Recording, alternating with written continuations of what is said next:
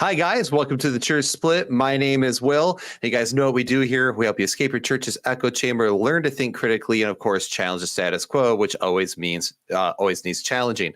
Actually, I said learn to think critically. It's actually learn to think biblically. I don't even know my own tagline anymore. But anyway, for those of you who are new here, go ahead and like and subscribe to the channel if you like what this episode is about. If you don't, or you hate this channel, leave us a nice spiteful comments below. We'll be getting to your complaint regularly and as quickly as possible. But first and foremost, we do have a special guest with us today. We have Dr. Tim Stratton with Freethinking Ministries with us. How you doing, Tim? Doing great, Will. How are you? I'm doing fantastic. And so for those of you who have been following us for a while, Dr. Stratton was actually very kind when Brian and I first kind of launched the Church Split in a more regular and formal fashion. Actually, Dr. Stratton came on and was one of the first people we had on a long time ago, back in the time when we had Braxton on and a few others to kind of help us get put on the map at all. So we're actually really thankful to have him back. He's an old friend of the channel, and it's actually been like 3 years since he's been on the channel, which is way overdue because Dr. Stratton and I have texted a few times like, oh, we should talk about this like in the next couple of weeks. And we're like, yeah. And then we don't follow up. So right. We're both talking on the phone. Dude, it's a never ending grind, Right, so. Right. But for those of you in the live audience, if you have any questions or concerns, go ahead and save them toward the end. Or if you start entering them now, just put question or Q. That'll help us know what to identify. Or if you super chat it, of course, we'll definitely get to it right away if you're going to throw money at us, because that's how the game works. Which reminds us, also support us on Patreon.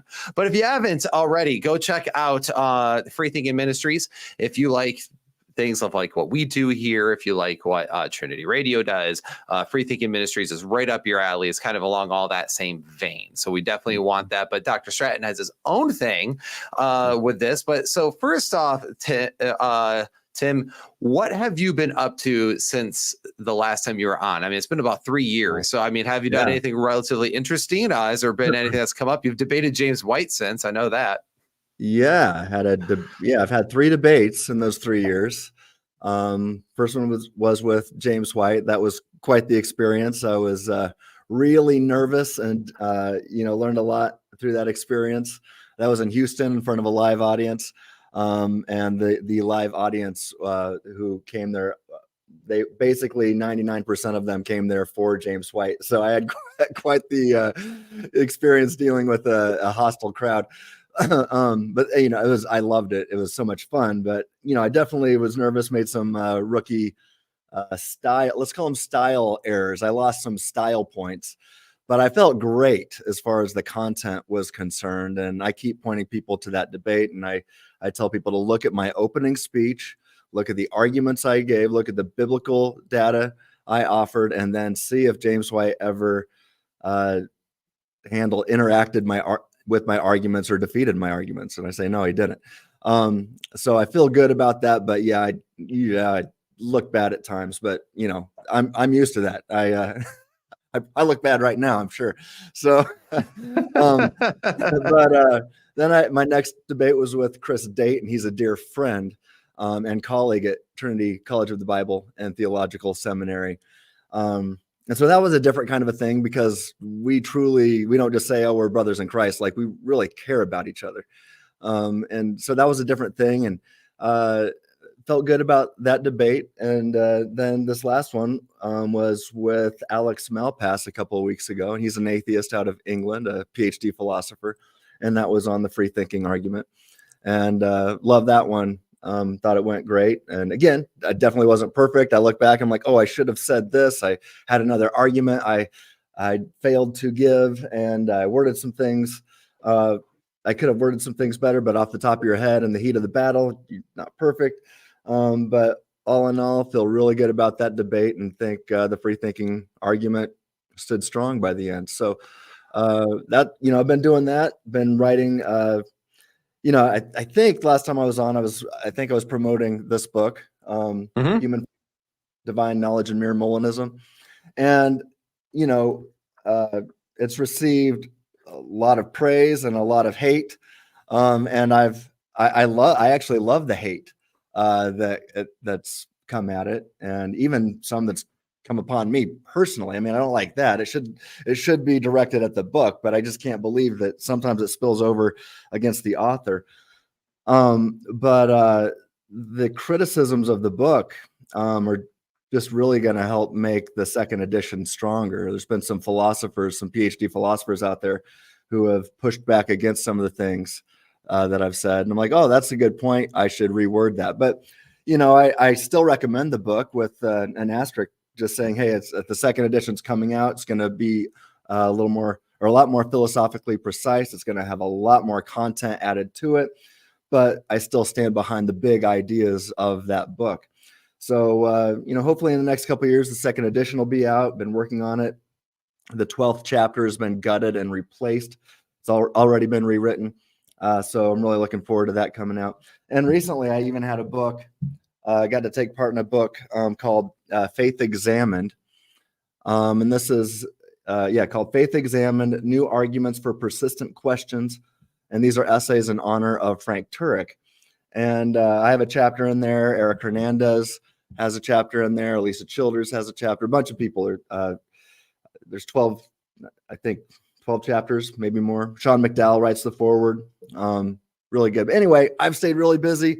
I'm teaching at Trinity College of the Bible and Theological Seminary, doing debates, writing books. I've got another book coming. I've written an article with J.P. Moreland on the free thinking argument, a journal article. That's been awesome. We got another one coming out, and now JP had the idea for a book. I'm now one of the co-editors of that book, working with 15 other scholars on the argument from reason, free thinking arguments, things like that, and why they need libertarian freedom. And that's going to be out hopefully by the end of this year.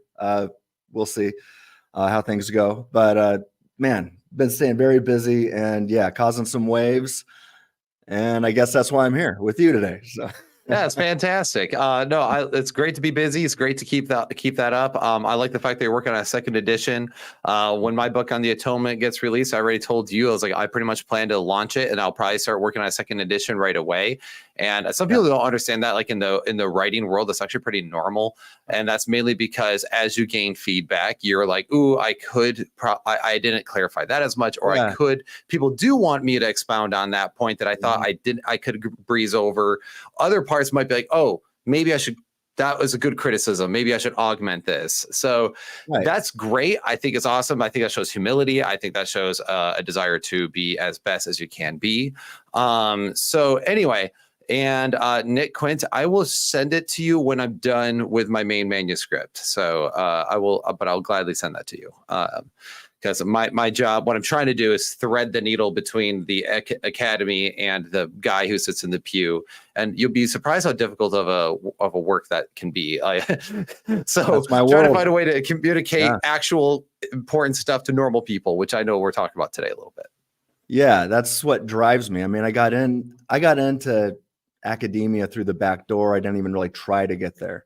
It wasn't my goal. I was a youth pastor who didn't know anything about scholarship or systematic theology or anything. I just knew the gospel, and I wanted kids to know the gospel. And in this process, a lot of people know my story, but some of the students in my high school youth group and in the college group were falling away, being picked off by atheism. And so I got into apologetics first. So I went from just knowing nothing about apologetics, philosophy, systematic analytic theology, or anything like that.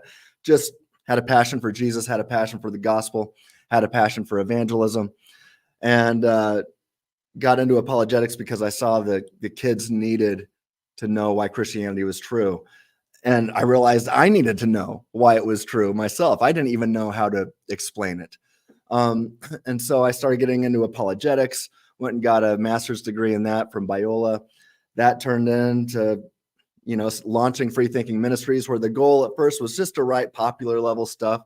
But then it gets attacked by people that are saying, oh, that's too pop level. And they start bringing it down to deeper water. So I'm like, okay, I'll go down there with you. And then it goes deeper and deeper. And pretty soon I'm getting a PhD in systematic theology and co-authoring academic journals with J.P. Moreland. And And but all of that, all the while, still saying, okay, I want to take what I'm working on here because and bring it back to the reason why I got into this in the first place, and that's for the regular person. And I think a lot of folks, I mean, you're always going to make people mad when you do. At least I do. Because when I'm dealing with the regular person, you got the academics and those who consider themselves to be scholars, even when they're not. And they're not publishing material or speaking at philosophy conferences or anything like that. But they're like, "Oh, Stratton is not being careful in his wording." And I'm like, "Well, I'm trying to use wording that regular people understand." Okay, but I'll swim in your waters for a while and I go over there. And then I got the people I was talking to, the regular person in the pew, saying, "Why are you speaking over our heads?" I'm like, "Okay, well, let me come back over here so I can communicate this." And it's just constant back and forth. And look, I finally come just to realize I have to live with that because I do believe that God has called me to continue equipping the church, and not just the 1% of the church, but the church, and trying to help people understand what they believe and why they believe it, why Christianity is true, to understand why the arguments raised against the knowledge of God fail. But by doing that, I also realized that I can't, at least for me personally, I can't only swim in those waters. I have to go occasionally jump into these waters that I never planned on swimming in. And that's these academic waters of philosophy and things like that. And so I go back and forth between these two bodies of water, I guess. And whenever you do that, you're going to cause some confusion, but I'm trying my best and I think I'm doing what God's called me to do. So absolutely. Well, that's awesome. And we'll talk about that more definitely here in a minute, because I have some words that I'll be, I think, on Than's channel next week talking about it as well. But cool. So one of the things I wanted to talk about. So first off, last time we had you here, we talked about your book, which is primarily about Molinism, right? Like, and how, and kind of like the mere Molinism concept. And you kind of gave some of your opinions, some of the ways it could fit into other views. But the idea was generally Molinism. And I think it was at chapter 12 in the book, you talked about libertarian free will. Yeah. Right. Yeah, Isn't that okay? So you talk about free will in a chapter of your book, but it was kind of like more of like, hey, I'm just going to do a breeze over of this because this is part of what is in the Molinism view, but also it's not a book dedicated to free will because there's endless amounts of literature on free will, determinism, do we not, all that. And so you had this chapter, but what's interesting is that your ministry itself is called Free Thinking Ministries. And you have referenced the free thinking argument on here. And so some of our listeners might not be familiar with what the free thinking argument is. And I was just wondering if you could articulate what the free thinking argument is and why it's important. Oh, wow. Okay. So let me point people, if they want to read a good top level blog on this that I specifically wrote for beginners, and it's called the Free Thinking Argument for Beginners at freethinkingministries.com or freethinkinc.org. So that's freethinkinc.org.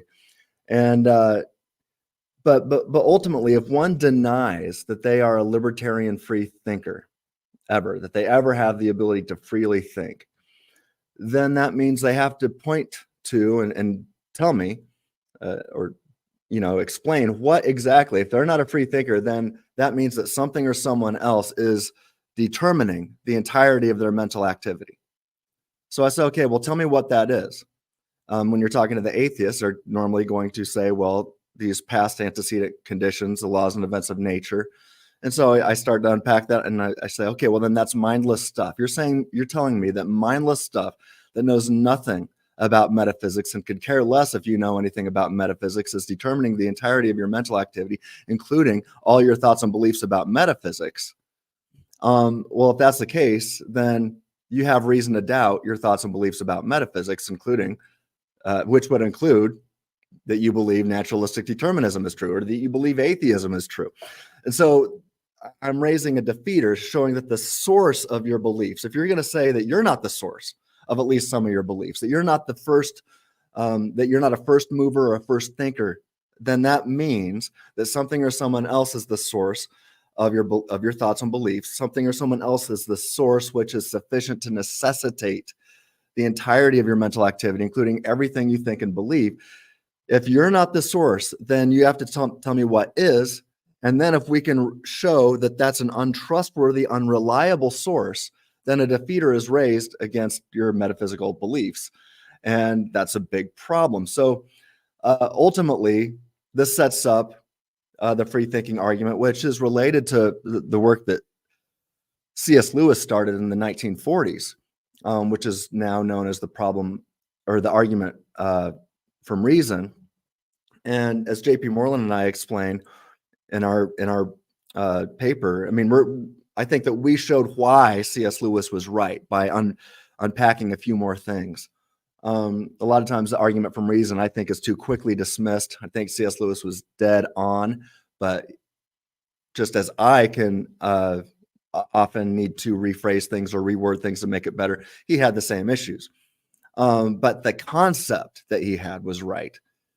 And when people go after wording and not concept, people do this to me all the time. They go after the wording when they know what it means. They know what the concept behind or the big idea behind the premise is. But if you're just going to nitpick about words and not the big ideas, then you're never going to kill the argument. And that's why there's so many versions of the free thinking argument out there. When people nitpick on words, I'm like, okay, I can reword it for you. The concept, the big ideas never have changed. So until people deal with the big ideas, then the argument's not going to go anywhere. So let's see. Did you want me to give a version of it? There's several versions. Just give your basic version that's going to upset all the academics. Just okay, for those that are audio. Okay, so here's the one from the book. This came out in 2020, and I've changed it since then. So this is the one that initially got a lot of pushback. So I said, premise one: if human nature does not include an immaterial soul, then humans do not possess libertarian freedom. Or no, that's number two. Sorry, it's on the wrong page. Okay, premise one. Come on, Tim. Premise one: if naturalism is true, human nature does not include an immaterial soul. Number two, then, if human nature does not include an immaterial soul, then humans do not possess libertarian freedom. Three, if humans do not possess libertarian freedom, then humans do not possess the ability to rationally infer and rationally affirm knowledge claims. Four, humans do possess the ability to rationally infer and rationally affirm knowledge claims. Five, therefore, humans possess libertarian freedom. Six, therefore, human nature includes an immaterial soul. Seven, therefore, naturalism is false. And then I make an abductive move at the end. And so this is not deductive like the others, but I say the best explanation of the existence of the immaterial soul and or libertarian freedom is God. So I do now realize, okay, I stand by the big ideas behind each one of those premises and each conclusion.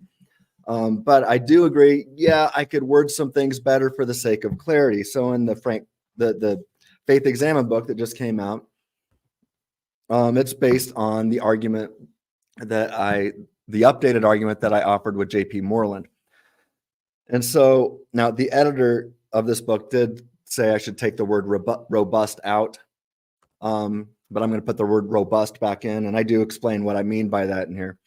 But this is how J.P. Moreland and I offered it in our paper. I said, one, if robust naturalism is true, God and, you know what, this is not even worded like I did with JP, but so just let me give you this one. One, if robust naturalism is true, God and the soul do not exist. Two, if God and the soul do not exist, humanity does not possess the libertarian freedom to think. Three, if humanity does not possess the libertarian freedom to think, then humanity is never epistemically responsible. Four, humanity is occasionally epistemically responsible. Five, therefore, humanity possesses the libertarian freedom to think.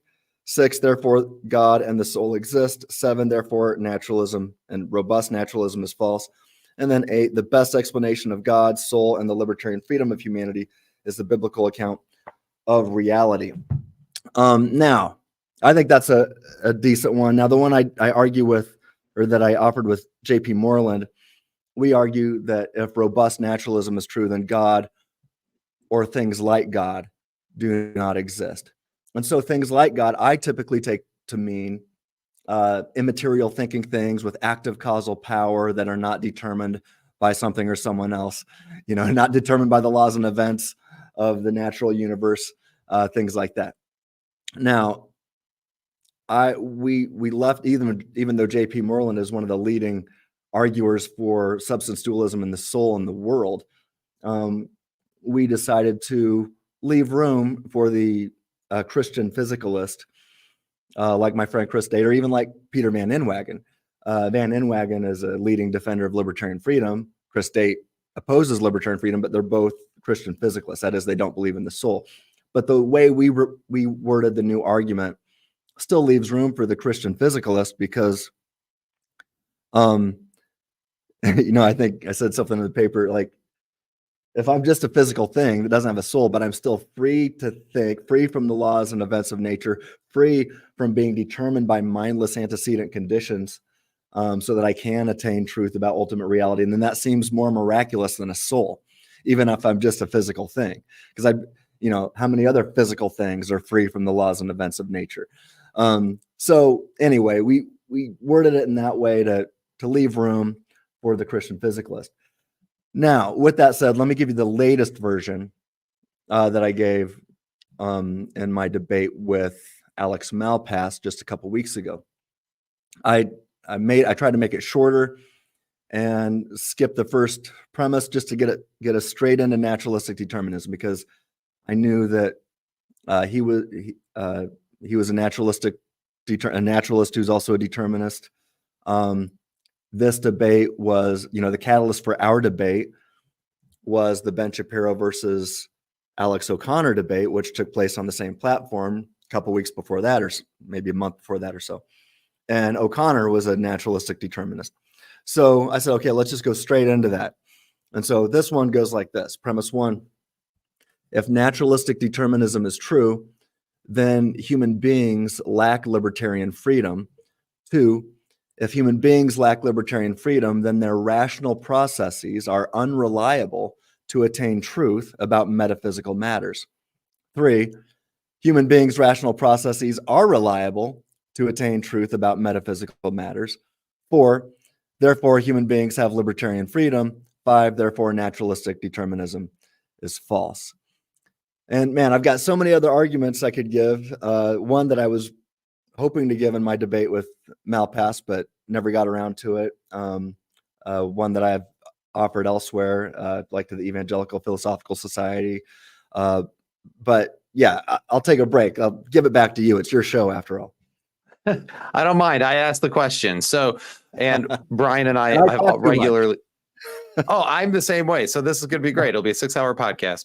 Right. So one of the things I say regularly, like, I'd rather take the time to like unpack something if I can, rather than just like give you the blitzed version. But for those of you who are listening, because it's funny, our audience is very broad as far as like interests are concerned. So for those of you who are still going like, that was a lot of jargon, but essentially this: determinism can't be true because you are a free thinking agent. If you're a free thinking agent and you can rationally infer things and your senses are reliable and you can actually freely think, then therefore determinism must be false. Both divine determinism is false and naturalistic determinism is false, because your rationality has to come from maybe an immaterial soul, or as you said, you made room for your Christian physicalists, if in case you're not a dualist or something. So basically, and that's why it's a good argument against. What I love about the free thinking argument is it goes after two things I greatly disagree with. It debunks Calvinism in my mind, and it debunks naturalism, or as we still call it, robust naturalism, if we want to be pedantic about it. Well, yeah. So what is robust? I mean, JP in our article offered a footnote, and he's distinguishing between robust naturalism and faint-hearted naturalism. And so the faint-hearted naturalist, they want to call themselves a naturalist, but still help themselves, as he says, to immaterial emergent realities, such as emergent properties and things like that. But it's problematic. In fact, he's got a forthcoming essay coming out that I've read, at least some of it. And he's going to show that the faint-hearted naturalist has some problems too. That's some pretty big issues to deal with. But in our paper, we just said, let's just laser focus on the robust naturalist, the one who will not help themselves to the immaterial realities, because after all, I don't think most of them want to do that, because as soon as they open the door to immaterial realities, they open they let a divine foot in the door, so to speak, a divine immaterial foot in the door. And, I'm like, oh, okay, well, you want to say that we have immaterial, that we're an immaterial thinking thing, but immaterial thinking things like God can't exist, or whatever it is. I mean, most I've found, at least in my experience, especially all the time I spend on the college professors who are naturalists, and the students who are, ardent atheists, they're all defending this robust naturalistic view. And so that's what we're going after. But then I just, skip all that debate and just go, hey, straight up, if naturalistic determinism is true, what follows from that? And so that if you start with that premise, then you don't have to have that conversation like, what is robust naturalism? Let's just get straight in. If you're a naturalist and a determinist about humanity, then this is what's going to follow. So, man, you said something else that I wanted to touch on. It was robust naturalism and something else, and I forgot it. But I mentioned that it goes after Calvinism and it goes after robust naturalism. Yeah. So, what's interesting? So, I was a hardcore Calvinist as a pastor. I preached Calvinism from the pulpit, and this, most people know that even when I got married, I was a Calvinist, a pretty staunch Calvinist. I was a Calvinist before it got cool. I started being a Calvinist in the 90s, and I really grabbed a hold of it in, probably 2000. Like, I took it from, I would say even in the late 90s, I would be like, does God determine everything? Yes. When I drop my pencil, God determined it. When I stub my toe, God determined it. When I sin, God determined it. When Hitler does the Holocaust, God determined.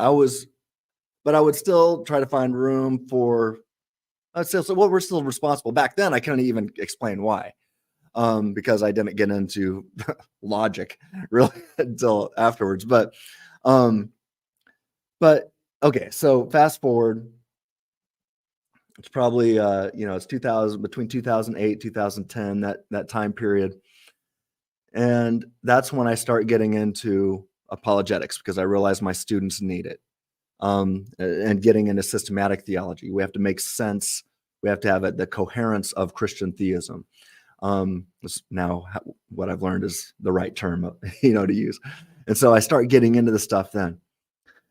I'm a determinist at the time, a divine determinist. And I start realizing, because I'm interacting with the local science professors at UNK who are atheists, and I'm interacting with them, and they had this group on campus called the Atheist Freethinkers, and I'm talking to them, trying to show why they're wrong, and they're like, "Yeah, we're the freethinkers," and then they start saying, "There's no free will; everything's determined." I'm like, "Wait, what?" And it seemed to me at the time that if there's no free will, there's no free thinking. And I started to realize, well, that's a problem for me too. But then I realized, but man, if we are a soul created in the image of God, then I wouldn't be determined by the laws and events of nature like these guys are. So, I really started going through all of this. Anyway, my goal wasn't to take down Calvinism at the start. My goal was to take down atheism and naturalism, especially robust naturalism. I want to take these ideas down. That was the goal. And I went, and I remember when I was still at Biola, I was asked to, so it's probably 2011, maybe. I was asked to speak at a church and kind of open for Craig Hazen. Then Craig Hazen, his flight, there was a blizzard in Dallas, which is the weirdest thing ever, and he got stuck there. And so they said, Tim, he's not going to make it. Can you be the lead speaker tonight? Like, oh, sure, I guess. And so anyway, I got to speak to this big crowd because it was just going to be a breakout session. Now that I think about it. Anyway, I'm giving this talk saying, hey guys, this is why atheism fails. This is why naturalism fails. And I started getting pushback from a small group in the church during the Q&A. And they ultimately asked me to come back later with some other Calvinists up there to in like a panel discussion over this. And it just was crazy to me that these Christians and I would still, even at the time, no, I had since started saying, no, I'm no longer a Calvinist, but I was still kind of maybe leaning that way. I would affirm Molinism at the time, but still had a long way to go with that.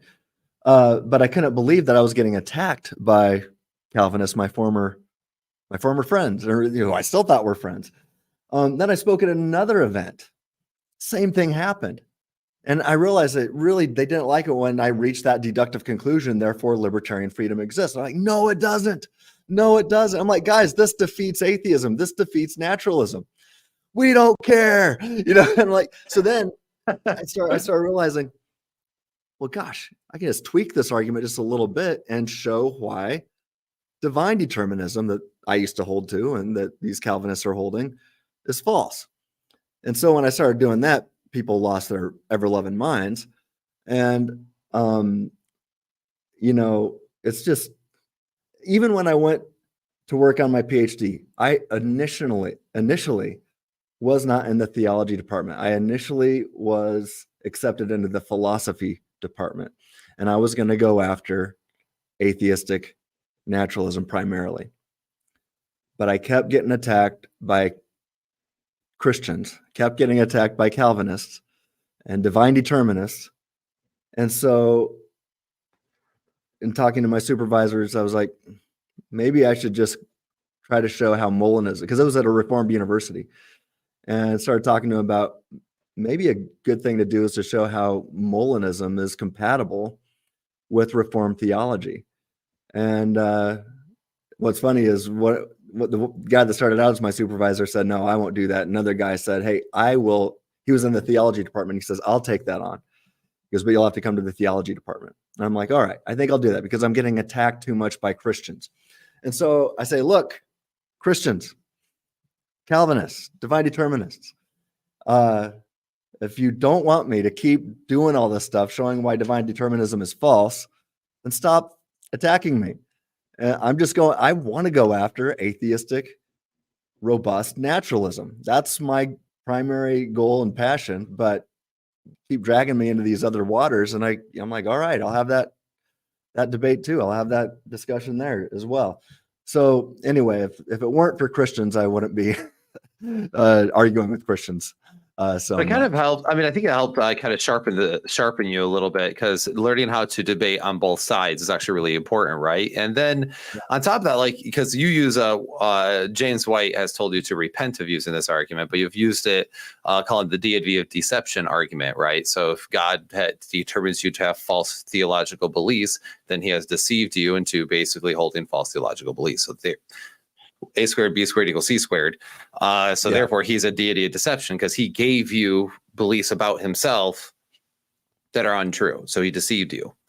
And people don't like that, but there's truth there. I know you could probably unpack that for a while. I'm just kind of giving you people the bird's eye view. You can check out a lot of Dr. Stratton's work on this stuff.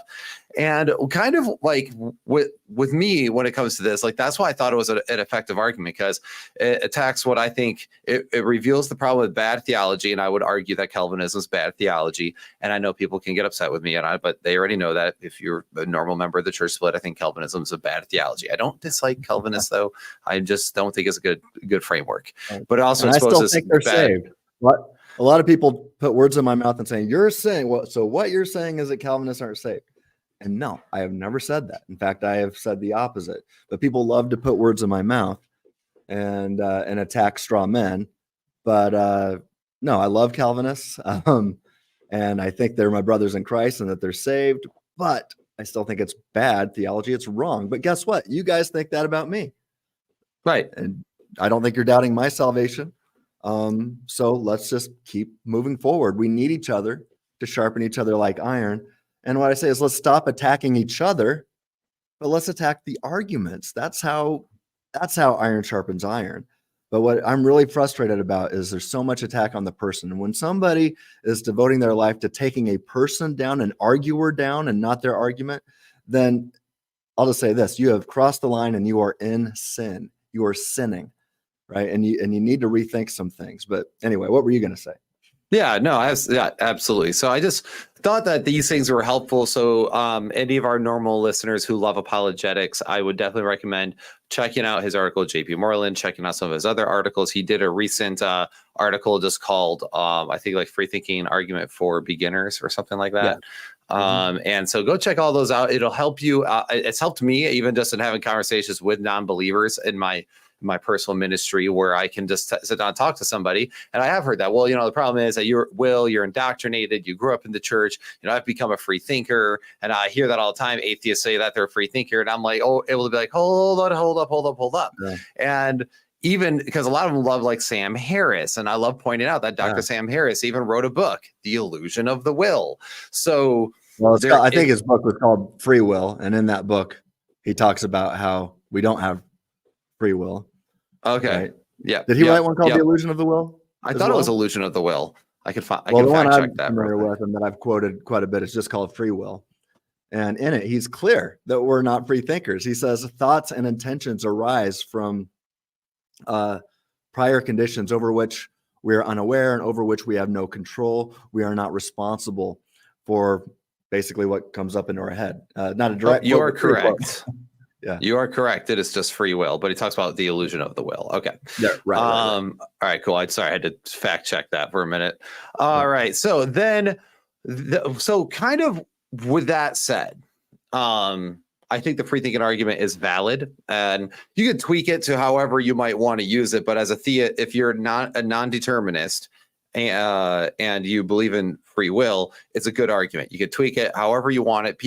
One of the things that drives me crazy in general when I work with people is once in a while in the academic world or in this online apologetics sphere and philosophical sphere is that people will have a tendency to pick apart your words and they play semantical word games. They like to do that sort of thing. It drives me nuts because I feel like it just kind of removes the charity out of the room.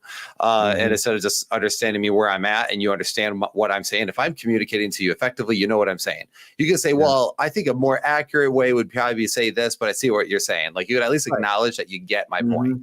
Yeah. It just drives me nuts. It's not a good faith way to acknowledge people. And sometimes if you get too much into that game, it can also really muddy the waters where everyone forgets what they're arguing about because you're arguing over terminology rather than ideas. Right. So anyway, it drives me nuts. So now one of the things I think that you and I have in common is one, both being youth pastors. I'm a youth pastor at One Life Church. I go to the same church as Braxton and Jonathan Pritchett now. So I'm their youth pastor at their church. And I've done youth ministry for guys online. Try to keep those guys in line. I know. Have you tried to keep Pritchett in line, dude? Oh yeah, that's impossible, I think. Yeah, it's literally like a bulldog with rabies. So, but what's funny? I mean, Pritchett and I love each other, right? I mean, like, I think the dude, I think he'd die for me, even if But what's funny is watch my last time they had me on their show. I tried to talk about what I mean by Christian nationalism and why I think it's good. Now I mean something different than what a lot of people mean. But anyway, Pritchett and he's interviewing me, him and Braxton, but Pritchett was like constantly disagreeing with me. And it's kind of fun. And you'll see we have two guys that just love each other, willing to die for each other. And we're like fighting, he's my boss. And I'm like, and, but what I love about that is that demonstrates how, man, you can disagree with somebody. You think they're so wrong, but without attacking their scholarship or attacking their character or attacking their intellect. I mean, we were arguing over the ideas and doing it passionately while still loving each other. And I never doubted. I got frustrated. I think he did too, but I never doubted his respect for me. 100%. And that's actually really important because actually me and Pritchett, we got together, hung out Monday night, and I was having to explain some of his positions on things that I'm like, I'm not sure if I'm there yet, but can you explain this to me? And then I was like, okay, And then I mentioned the atonement thing, and he goes, "Will, you're so wrong on that." I was like, "No, JP, you're wrong." And he goes, "No, Will, you're so wrong. You don't even know how wrong you are." And we just start getting go back and forth. Then he just goes on a tirade on Greek and cultural context, and I was just more like, it's just really funny to get him rolling. But one of the things is, like, I texted him afterwards, like, "Hey man, I also really do appreciate the fact that you're willing to push back, that we have a good friendship." Yeah. And that's a sign of a good charitable relationship with somebody where I can strongly disagree with you and still love you. And I got your back, and I know he has mine, and he has done great things and that for me and my family already personally. And it's like, we can disagree on stuff, or also he might show me where I'm wrong, and I need to be willing to go, hey, he might have a point. I could be wrong. And so that's all really important stuff. Now, but the problem is, to kind of get to the next part of what I wanted to talk about. So we've talked about the free thinking argument that you've kind of like championed. And we've talked about this importance of being able to respectfully disagree. But the problem is that recently, what's funny is how the timing kind of worked with this. On our website, thechurchsplit.com, me and a friend of mine, Chris Stockman, posted an article saying a declaration of war on young apologists. And we've been working on this probably for about 3-ish months. He texted me right before right around the time I moved to Indiana, and was like, "Hey, I want to do this because it's driving me nuts. There's these people." And he had very particular people in his mind. And then I finally got to it because, again, I just moved across states, getting used to a new job. And I finally one night was working on it at midnight, and then finished it up the next day. And I was like, all right, I wrote my thoughts, you review it, then we've just published it. But 2 days after we published it, there was a video 2 days before we published it or something like that. Along that weekend, David Paulman did post a video critiquing your free thinking argument. And so what ended up happening is that when I released our article, people thought I was responding to David Paulman. Now, here's what's funny is people who didn't know me from Adam and didn't know, David has been at my house. Like, I've hosted David before. I've had David on the channel multiple times.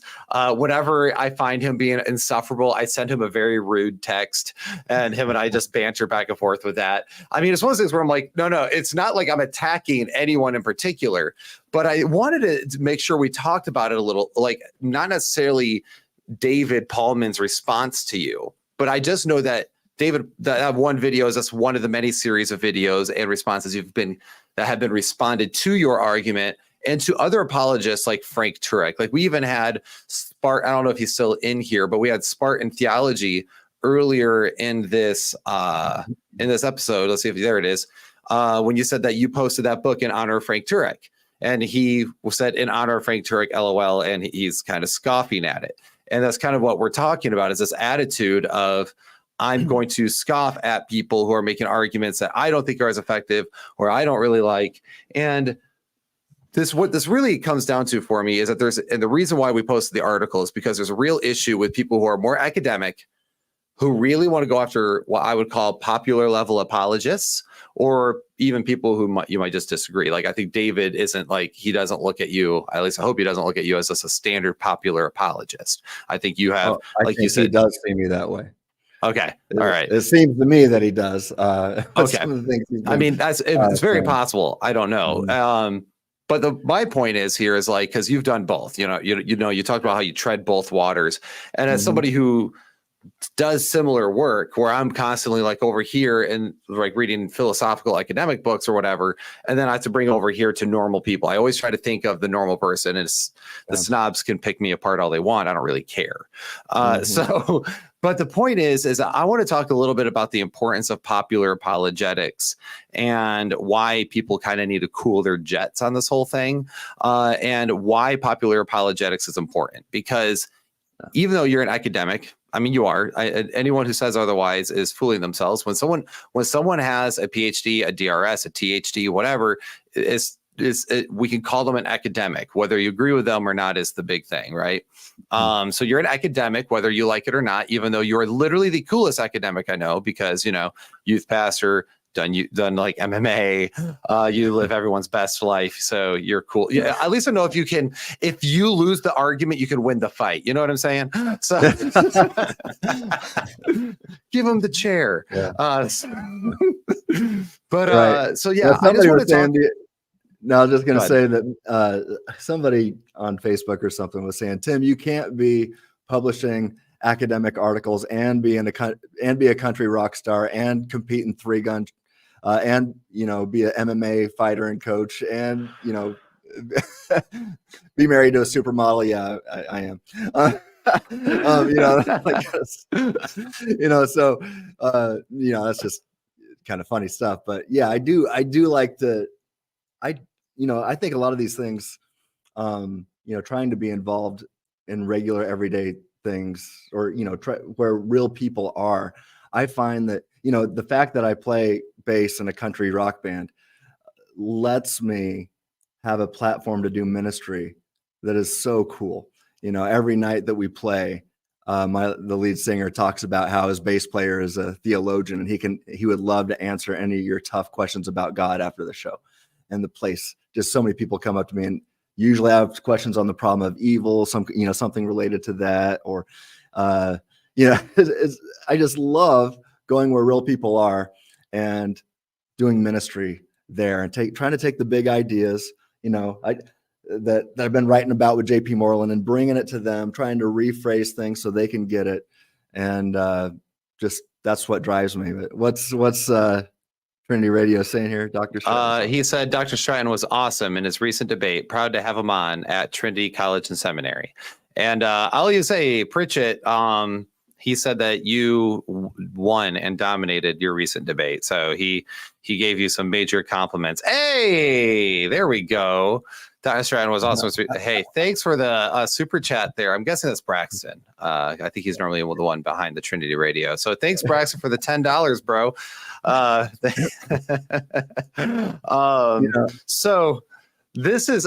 Anyway, so you had this response, and I think and I texted you. Oh yeah, it is Braxton. Okay, cool. I'm just gonna keep that up there for a minute because now finally I'm getting some of my tuition back. Anyhow, so the reason I want to talk about a little bit is because you were in Mexico, and now what's funny is that I feel like because of the reason why I got into apologetics and theology was because of ministry. I wanted to do boots on the ground ministry, helping people where they're at. And I realized I really needed to get to know what some of the academic literature says in order for me to have better responses. And I'm going somewhere with this, so bear with me. So what I ended up doing is when I got into this world, like yourself, I kind of started getting through this stuff and through the back door. And people like you and Braxton just give me a chance to have the platform after I'd done a lot of studying and continue to study. And what ended up happening was I started seeing value in a lot of other people's work. And I didn't always agree with them. Like, there's areas me and David Paulman, for example, agree immensely. Then there's areas we wildly disagree. And I think him and I were at my house, like arguing to like 1 or 2 in the morning on the moral argument. It was ridiculous. I mean, we were just bickering about it, and then we're just yelling at each other, and we're just having a good time with it. But at the same time, it was a lot of fun. So when I did that, I started seeing a lot of value, even when I saw I saw Lydia McGrew's approach to the Gospels, and I saw Mike Lycona's group, and I saw a lot of the tension between those two groups who are like arguing over the methodologies. But I started going, well, there's value here. This person's got a good point, and then this person's got a good point. And there's ways you can marry these points to kind of make a stronger, robust argument. But there's a lot of kind of stone throwing at each other. And it kind of bothers me. That's why I wanted to talk to you about it, because I felt like you've recently, not only with Paulman, because I texted you and you're in Mexico and you're like, I'm on vacation. I was like, never mind. I'll let you get to this video later. The reason I even became aware of it is because, I'm sitting by the pool with my wife, just, soaking up the sun, knowing, hey, all my friends in Nebraska are freezing cold right now. And I'm enjoying the rays, By the way, it's just been blizzarding like crazy here. I'm like digging myself out constantly. But I had my phone next to me and it lit up and it's you. And I think you took a screenshot and you showed me that. And I'm like, oh, man. And so I'm like, let me take a look at this really quick. And I'm like, oh, now I got to deal with this. So I had a couple short windows of opportunity to interact a little bit. Typing with my thumbs the whole time. And finally, my friend who was, we were with another couple who, one of my board members, and he's just like, dude, stop it. Think about that when you get home, Like, all right, you're right, you're right. So It's so went hard. zero It's dark so hard for 30. me. Yeah. It's so hard for me to do that when I'm on vacation to unplug away from like that sort of thing. And, so that happened. And, so I can love David Pollan, but think he's greatly wrong on this. And I think he's wrong on his critiques. And I'll be honest, I didn't think the critiques were even that strong. I didn't think they were that good. And again, I can say that I'm a friend of David's, but it was funny because a lot of people thought my article was like geared toward him. And I was like, because of that. And I was like, no, actually, this was Chris Stockman's axe to grind. And I disagreed with him. And his was actually, he pulled quotes that were directly from other people. And people thought it was like aimed at David. I was like, actually, it wasn't aiming at David at all during this. I'm just working on this article. Timing thing. That is a weird timing thing, huh? It was a weird timing thing. And then it got shared around a lot. It's actually our most read written blog. One of the things that criticism we got on it was actually that there was too much like, he's like, well, this is a rhetoric. I'm like, yeah, it's hyperbole, dude. It's a blog. It's not a journal article. Like this is this is two bros just being like, hey, knock it off. Did you want me to do premise conclusions? I mean, I guess we could, but I think you're kind of defeats the purpose of the point. So let's talk about that for a minute. So what do you find value in popular apologetics, and if so, why? And do you think that some people who want to be more like some of these other people need to cool their jets? Oh yeah. So my first step into what I'm doing today was through popular apologetics, and that's what I needed when I was an unequipped youth pastor in 2008. And a 16-year-old was bringing me arguments that he got from Sam Harris and Richard Dawkins and Christopher Hitchens, and fill in the blank with your favorite atheist. I didn't know how to answer those, and so I started Googling how to answer tough questions. William Lane Craig was one of the first ones that came up in my Google search, so I started trying to read his stuff. And at that point, even though he does pop level work, that stuff for me, it was going over my head. I went out and bought Reasonable Faith. I read the first 2 chapters, and it took me forever to get through those 2 chapters. I remember I was like, I'm really struggling, especially when I got to the 3rd chapter. I felt like I couldn't do it. So then I went back and I found stuff from J.P. Moreland. Some of his stuff was more understandable than others. But then I found Frank Turek. And I was tracking with what he was saying, and I studied his stuff so much and read his stuff and watched his videos, things like that, that got me to a point where then I could go to Dr. Craig and start to understand his stuff. And then I started listening. I remember at that point, so all these guys work together. So you had the academics like JP and Bill Craig, who also try to take their stuff down at times, but they live in academia. And then you had guys like Frank Turek, and Sean McDowell was a big one. Brett Kunkle, who has wound up kind of being my boss because I work with Maven too. Shout out to Maven. I was watching Brett Kunkle's stuff at the time before I even knew him, and learning from him. And he's got a master's degree in philosophy as well from Biola. And so, I'm learning from the guys that are doing pop level stuff.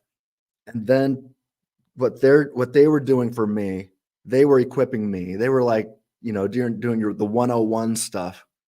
So I could graduate and start to understand what Dr. Craig was talking about in Reasonable Faith. And then Dr. Craig came out with On Guard, which was supposed to be more pop level, kind of pop level Reasonable Faith book.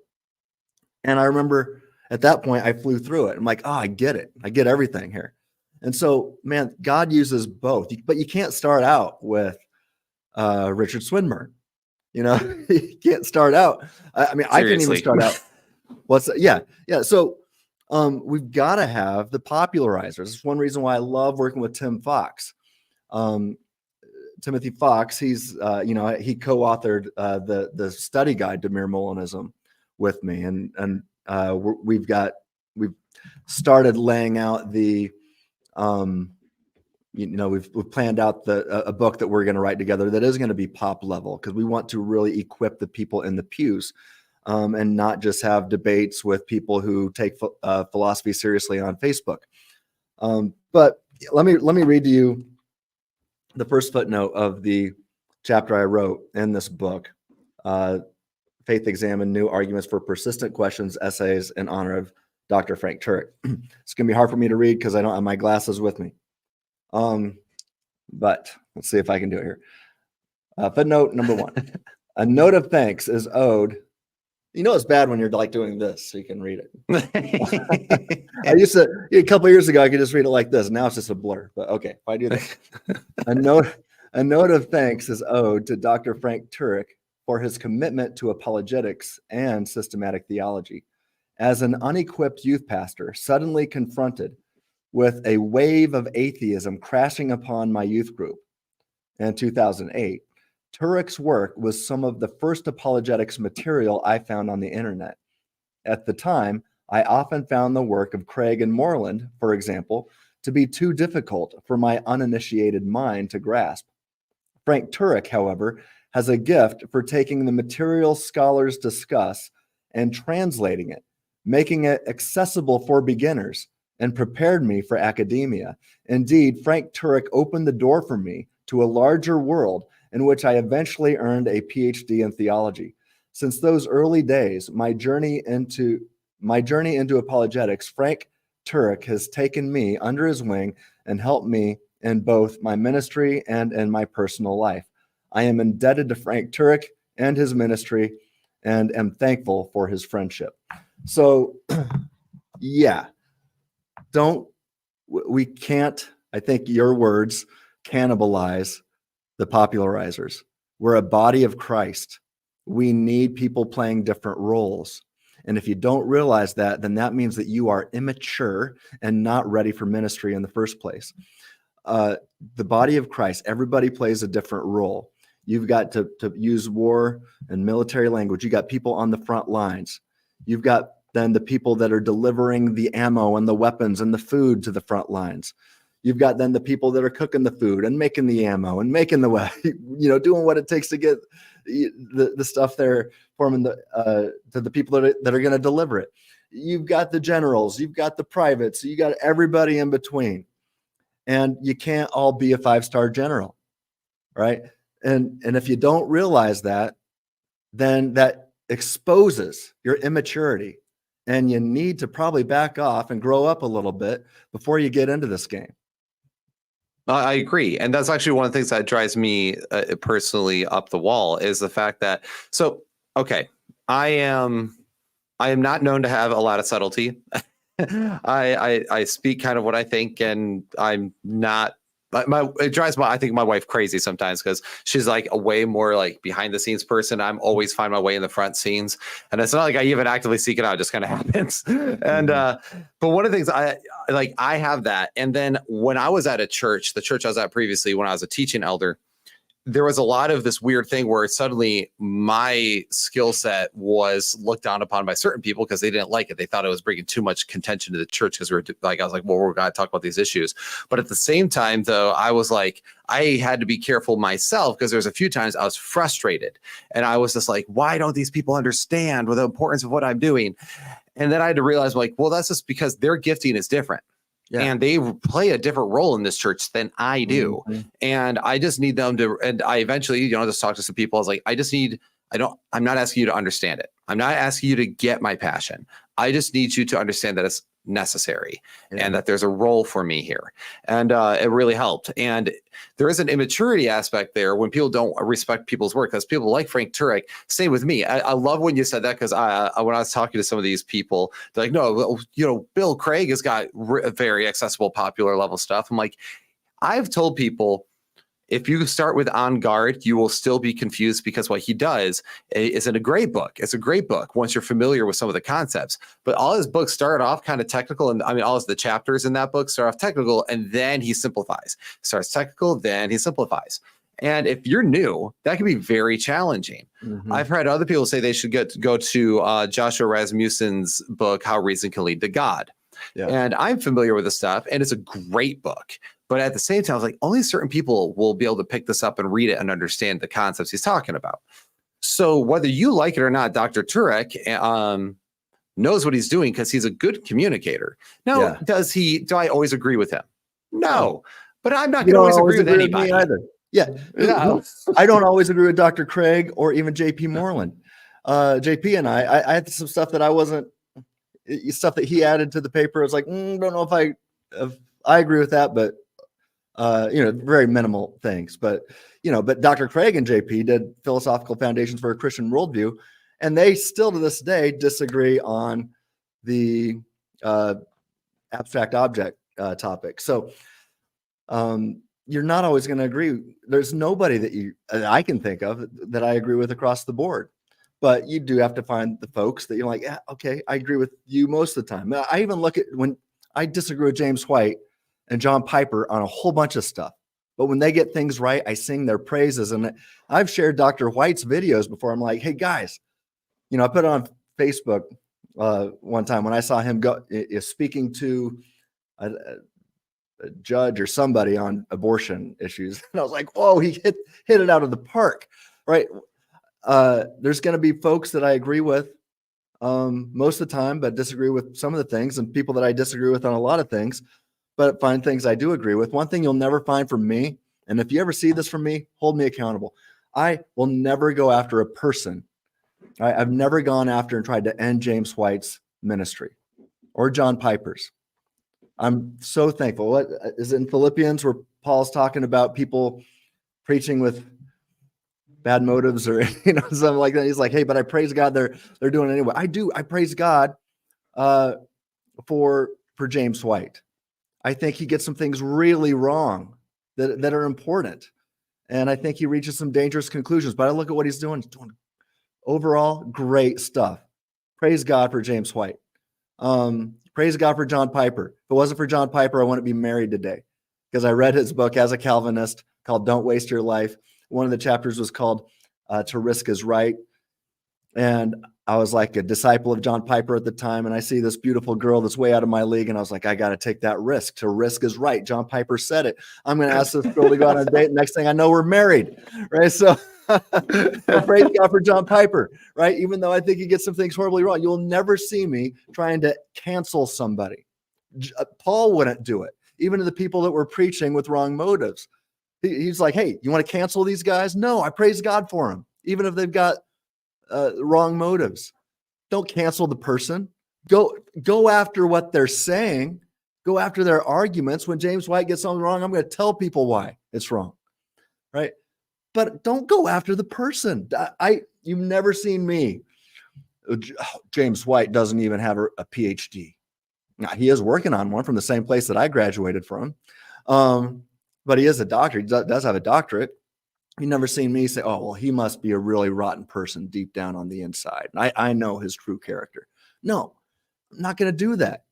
But I'll tell you what, that's common with these young apologists. They are the ones who know the true character of the people they disagree with.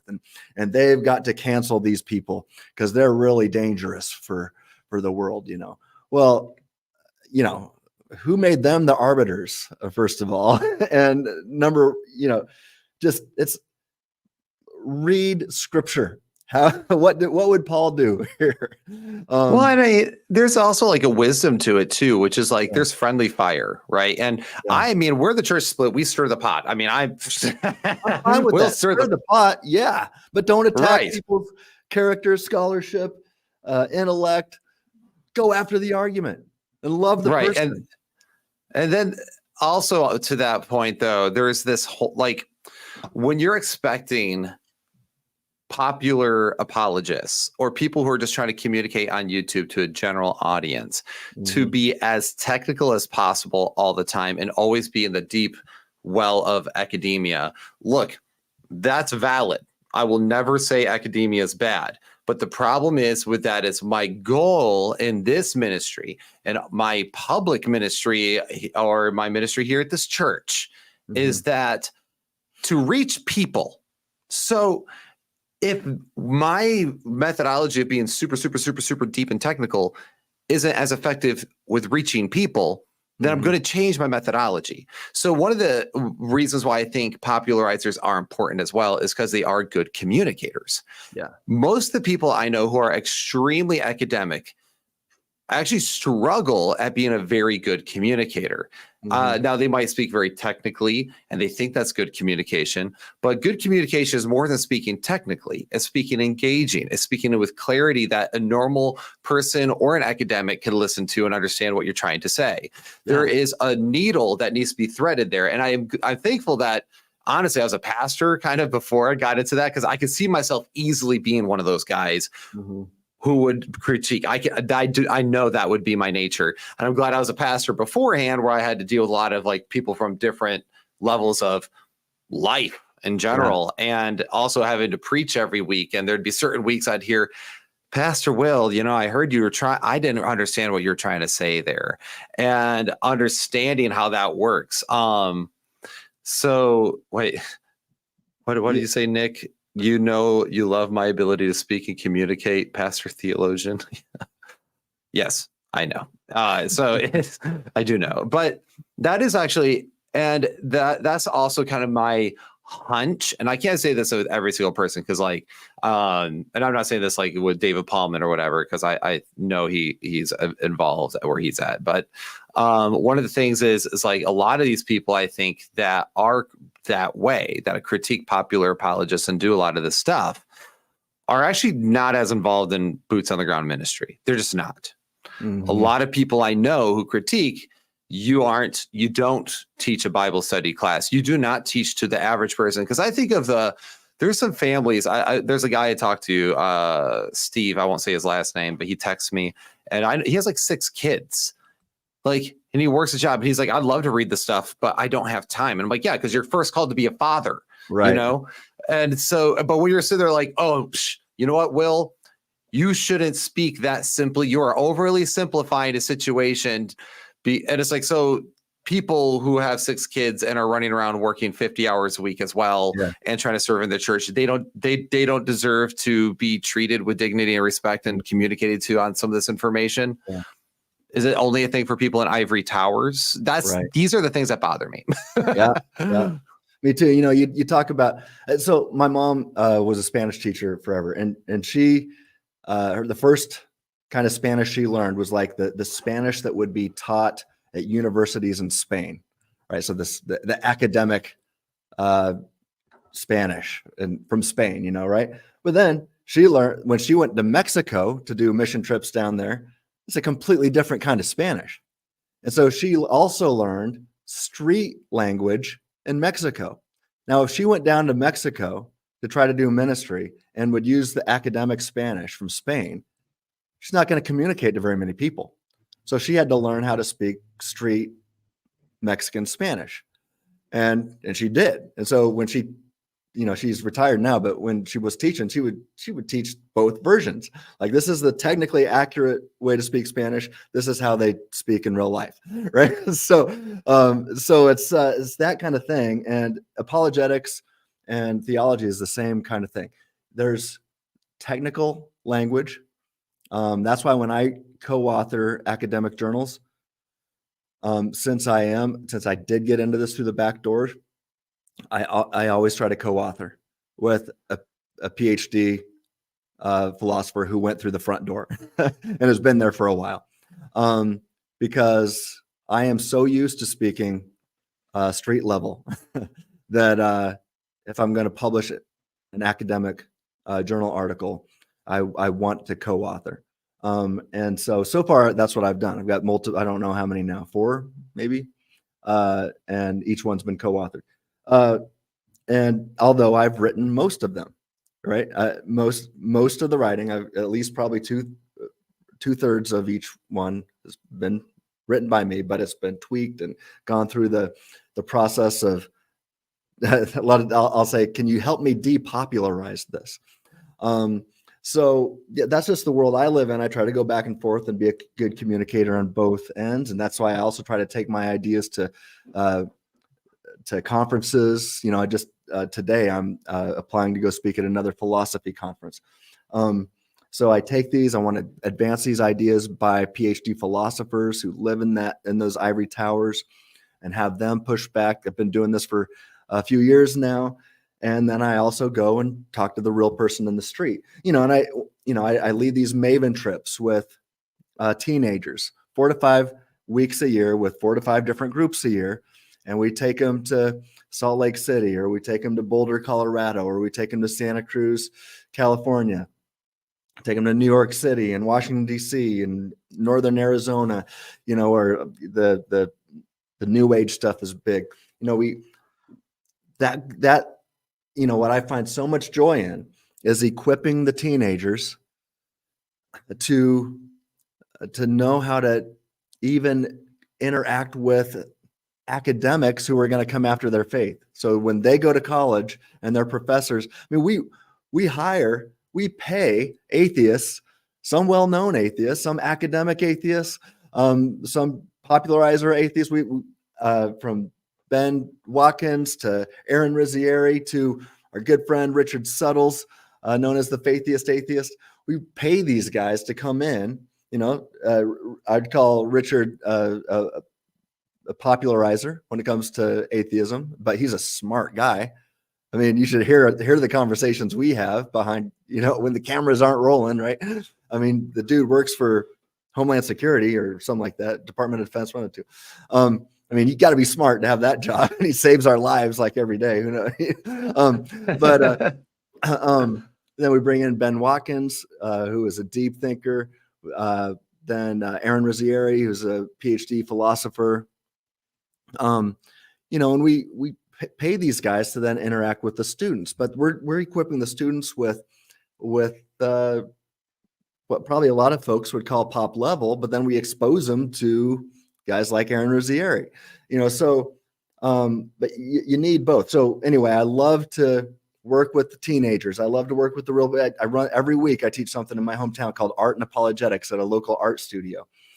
And we start out talking about objectively good art. When is beauty in the subjective, or when is beauty in the eye of the subjective beholder? And when can we talk about objectively good and bad art? And does it point to God? And how does, those conversations are so much fun. There's aesthetic oughts that we ought not violate, right? But then we get into apologetics. We'll talk about the scientific evidence that points to the existence of God. But this is all done at a pop level where people that have never heard the word apologetics before can come in and learn. And I just love doing that stuff.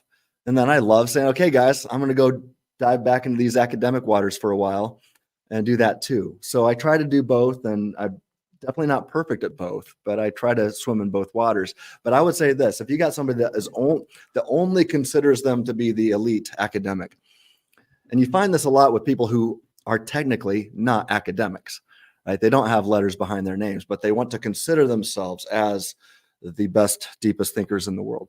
They're usually some of the most dangerous. And honestly, when I first started getting into this, when I was still a youth pastor, and I thought, oh, you know what? The stuff I'm learning right now at Biola, I'm going to take that to the 7th graders that I'm working with. I learn from mistakes, but working with real people is a quick teacher for people, for those that want to communicate. And I learned quickly that's not going to work. Have to communicate to the senior in high school different than the 7th grader. And so anyway, I don't know where I'm going with all this, but there's an art to both. I'm still learning on how to do it well on each side of this thing, but that is the goal. And so we shouldn't attack each other for trying to swim in both waters. We should encourage each other. And if you're only the academic, if you're considering yourself to be the academic, but you're not doing real life ministry, you should probably take a break and go serve your church for a while. Go be a youth group volunteer for a couple of years and then come back, and we'll see how things have changed for you. You'll have a whole new perspective. Well, and that's exactly my thing. So like last night we just kicked off. We're going through the problem of evil in our youth group per their request. I always poll whenever I'm at a youth group. I'm always like, hey, what do you guys want to study? And I put all these different things out that are possibilities. Problem of evil 1. We did a kickoff, and I mean, this is going to be the only youth group who probably knows about William Rowe's fawn argument by the time we're done, because we're going to be. I'm going to get to the logical argument, the evidential argument from evil, and how it's an internal critique of the Christian worldview. We talked about some of that last night, and it was a big hit. But at the same time, like I was like, all right, here's these complicated words. This is what it means. This is how you got apply it. Then like, oh, okay. And I got the feedback I got actually from one of our 7th graders was, I really like how this isn't super dumbed down. I'm kind of tired of like, oh, we're going to go through the Gospel of Matthew again. You know, this is like real stuff. And I'm like, she's like, you being technical, but then you're making me helping us understand it. And which is really cool to hear that from a young 7th grader. But the issue here is that there's a lot of people who don't know how to communicate well to people, how to teach people who are not familiar with these waters. Now, the reason why you might struggle with that is because you have always been interested in these kinds of waters. So you don't understand how people don't get it, because even the very process of you gaining that information is lost on you because it was something you're always interested in. Kind of like, I don't know. I've always been a comic book and sci-fi nerd. I don't know how anyone cannot be, because I am that, and I don't understand why people are interested in things that they're interested in that I have zero interest in, right? So yeah, maybe that comes natural to you, and that's okay. But also you have to remember that that's not everybody. And so how do you get someone caught up to speed? Well, that's where someone like Turek comes around. That's where someone like William Lane Craig at his entry level stuff can come in handy. I mean, there's even like what I've done with people before even is like, okay, I am not a presuppositionalist. I think presupp is trash. I'm an evidentialist. But I will have them listen to someone like Jeff Durbin talk to somebody on the street and get them to try to justify morality. And I'm like, now, and just so that way people start getting their head wrapped around the concept of what's being argued for. Because when you're talking like some of this stuff like free will and morality and meaning and reason, these are all metaphysical, it's not tangible. I can't pick it up like I could pick up my phone, right? So you got to get people at least to wrap their minds around it. Popular level apologetics is important. And this elitism that we see, whether you're an academic or not, like whether you got letters behind your name or not, the elitism can be a real problem. And I think of somebody like Steve Gregg, who technically is not like a doctor, at least to my understanding. But yeah, he is extremely smart and he's very academic. And I wouldn't, in fact, it looks like Nick Quint was saying in the comments, he's going to be debating him on women in ministry. And he's like, he already admits defeat in here. He's like, so want to debate me and pick up the pieces after he's done, because he's academic, even though he doesn't have the letters. But if you let's make a distinction between being an official academic and acting in academic ways, right? So that's like everybody's a philosopher. The question is, are you a professional philosopher? I am clear that I am not a PhD philosopher. People say, well, you're still a philosopher. I'm like, well, so are you. Everybody is. Everybody thinks philosophically. The question is, are you doing it right? Are you doing it well or not?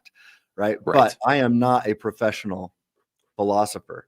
I am a theologian. I'm a PhD theologian. And everybody's a theologian, even if you don't have a PhD behind your name. Everybody has thoughts about God. The question is, are you a good theologian or a bad one? And so when you say academic, I want to say, okay, there's folks who consider themselves and try to act in an academic manner, but who are not professional academics. Does that make sense? Yep. Yeah, absolutely. And I mean, that's why we even have, why we have different levels of degrees, right? Associates, bachelor's, master's, doctoral work. That's because there's different levels of understanding things. And and certain people, like, they're just really good learners. The best autodidacts on the planet that sometimes are smarter, no more than people with their degrees. I understand that there's always exceptions to rules, but we're talking about rules, not exceptions, right? There is always exceptions to rules, but yes, there's going to be a big difference between someone who does it professionally, literally as their job, who's been doing it for 20 years versus somebody who does it as a hobby. Well, I think you can see, I think this was clear in my debate with Alex Malpass. I consider him to be an academic and a philosopher. You know, he is a PhD philosopher. And I think this was just, I mean, the manner in which you look at some of these young apologists and they are just jerks and they call themselves Christians, just jerks. But when I'm interacting with Alex Malpass, I was like, man, this guy's cool. This guy's nice. He's relaxed. He's never attacking my character, never attacking my scholarship. We just had a good conversation, and when we were off air, it was even better. You know, so you know, and I'm like, okay, there's an academic, right? You're people that are, I think, oftentimes autodidacts, and then only get their interaction on Facebook. I mean, talk about cage stage, and that's not just Calvinists. I'm just talking. I mean, some of the folks you've mentioned are not Calvinists, right? But we're talking cage stage Christianity here. And honestly, I probably used to be one of them, but you know, I hopefully have learned along the way, and I'm still not perfect. And when I get attacked, sometimes I might throw punches back. I'm not proud of that. Right. But I'm still working, still learning. And I know what the goal is. The goal is not to attack each other. It's to attack arguments. But anyway. 100%. So yeah, no. And I think that's a really good point. I think these are good things where, again, and that's why for me, I think it's always important to go, not always looking at what, you know, well, what's your degree in and the XYZ, but oftentimes like, okay, what is the substance of what you're saying? It doesn't follow. Yeah. Is it true? Right. You know, that's my question always. Is it true? And because I've learned from people with and without degrees, but I will definitely pick somebody who I will definitely really sit down and listen to somebody like Dr. Jonathan Pritchett, who has, you know, his DRS in New Testament cultural background stuff. Like, yeah, I'm going to, when it comes to talking about New Testament, well, I could talk to my colleague, Brian, right? The co-host of the Church Split. I could talk to him about the New Testament background, but if I'm going to go, hey, who do I want to learn the New Testament background from? It's not going to be Brian. Love you, Brian, but it's not true. But Brian is a computer engineer. Yeah. When I have IT problems, I'm not calling Dr. Pritchett. I'm calling Brian, right? So understanding some of those things is really helpful. Going, okay, it's not saying that now doesn't mean that Pritchett is incapable of ever doing IT. Well, if he's someone who, he might be very good at it, right? He might be somebody who is very good with computers and it's a hobby of his. Doesn't necessarily mean, though, that Brian, being a network operations manager, is probably going to know more still because he does it. So these are things that are important to understand, being objective. Now, I want to get into some of these questions real fast, but I do think that there is an issue of elitism and cannibalism. People look down on popular apologists for dumb reasons, and they actually are hurting the kingdom, not helping it. Yeah. So I did start a few things that from the beginning and to here. Let's see. Nick said, you have any gray in that beard yet? Pastoral ministry has given a snowy chin. No, there's no gray. It's just my lights. I'm not even kidding. There's no gray in my beard. It's actually got red in it. It's actually very ginger. I think the lights. I've got gray. I've got some grays starting to come in. Well, I'm always finding. Was it Pritchett who told me you're 50? I am 50. That is crazy. I hope I look. I'm aging like a raisin, and you're aging like a fine wine, sir. Well, if I grew my hair out, you'd see I'd look a lot older, I think. It would reveal itself. Now, my co-host Brian, he asked you this: should we use the term libertarian free will, since it's a term coined by Calvinists to differentiate between creaturely free will, not free will, from real free will, which Calvinists don't think exists? You know, I guess I am unaware of who coined the term. So if that's true, that, you know, I was today years old at 50 when I learned that. And you know, shame on me for not knowing. I just I never actually thought about where did the term, you know, I mean, I knew it was to differentiate between compatibilistic freedom and libertarian freedom. But yeah, I use the term. I don't like to use the term libertarian free will because I think the term will is confusing because that's your name. Will Hess. No, no. I just say, look, do you have libertarian freedom or not? Because we're like, well, what is the will? And that gets us into this big abstract conversation about what is the will. And I'm like, look, whenever you think or act, are you ever the source of your thoughts and actions or not? So I just say libertarian freedom and determinism. Yeah. So I mean, if I'm time, determined, go ahead. I just oftentimes use the term just for clarity, because since there is that compatible, like even if it was a Calvinist that came up with the term, I still use it. Like, let's say that it was a term. Okay, great. But now there's confusion in the waters. So now I have to use the clarification term because now people aren't going to know what I'm talking about. Yeah. The only time I don't is I often start a talk, like if I'm talking to a church or a university or whatever, I'll say, as a guest speaker, I'll say, look, so this is the topic known as libertarian free will. I'll define what that means. And I say, now, I will usually, instead of saying libertarian free will, I'm just going to say libertarian freedom. But if I just use the term freedom or free will from this point out, I mean this concept, unless I make a point to say I'm talking about some other way of understanding free will at this point. So right. I just say, be careful, define what you mean, and just call it libertarian freedom when you're talking to people. And it works for me. Absolutely. Good question. Yeah, Paul Heberling, whatever, says Guillaume has already refuted Stratton on agent causal libertarianism. So yes, he wrote a 50-page blog, published it on his website, critiquing my book. 6 weeks later, I wrote a 50-page response, and showed that the big ideas were not refuted. And in fact, much of that turned into I would say turned into the paper that I co-authored with JP Moreland. So go to that one now. See if what he said, see if it's refuted. The most recent advancements in the literature. No, I would say what Guillaume did was he helped me to tighten some things up with his critique, and I've made it clear that I'm thankful for it, but he has not refuted it.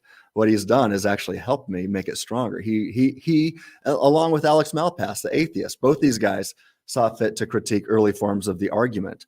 But I said in one of my last articles is that which does not kill the argument makes it stronger.